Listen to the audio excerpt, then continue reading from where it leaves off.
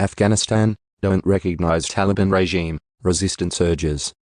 Anti-Taliban forces in Afghanistan have asked the international community not to recognize the new government announced by the Islamists on Tuesday. The all-male cabinet consisting entirely of Taliban leaders or their associates is illegal, they said. The US has expressed concern that the interim government includes figures linked to attacks on US forces. And the EU said the Islamist group had reneged on promises to make it inclusive and representative. The interim cabinet is led by Mullah Mohammad Hassan Akhund, who is on a UN blacklist. Another figure, Sirajuddin Haqqani, is wanted by the American FBI. The National Resistance Front said it considered the announcement of the Taliban's caretaker cabinet a clear sign of the group's enmity with the Afghan people. The Taliban insists they have now defeated the NRF in the Panjshir Valley north of Kabul, but NRF leaders say they are still fighting. In a statement, the U.S. State Department said it was concerned by the affiliations and track records of some of the individuals. The statement said Washington would continue to hold the Taliban to their commitments to allow safe passage for foreign nationals and Afghans with travel documents, including permitting flights currently ready to fly out of Afghanistan. U.S. Secretary of State Antony Blinken is to hold a virtual meeting of 20 Western nations to coordinate a set of conditions for engagement with the Taliban government. The Taliban seized control of Afghanistan in a sweeping offensive more than 3 weeks ago. It now faces many tough challenges in the conflict-torn country, including stabilizing the economy and gaining international recognition. On Wednesday, dozens of women marched in Kabul and in the province of Badakhshan, saying they would not accept a government without women.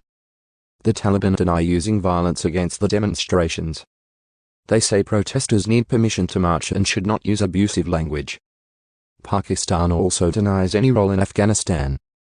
Earlier on Tuesday, a statement attributed to Taliban Supreme Leader Mullah Mohammad Hassan told the government to uphold Sharia law, Islam's legal system.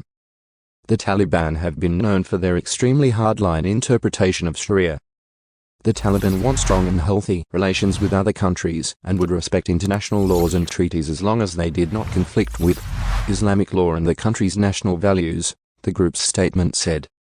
Hassan Akhund, the new interim prime minister, served as deputy foreign minister from 1996 to 2001, when the militants were last in power. He is influential on the religious side of the movement, rather than the military side. His appointment is seen as a compromise, after recent reports of infighting between some relatively moderate Taliban figures and their hardline colleagues. The group had previously said it wanted to form an inclusive government. Interior Minister on U.S. terrorism list.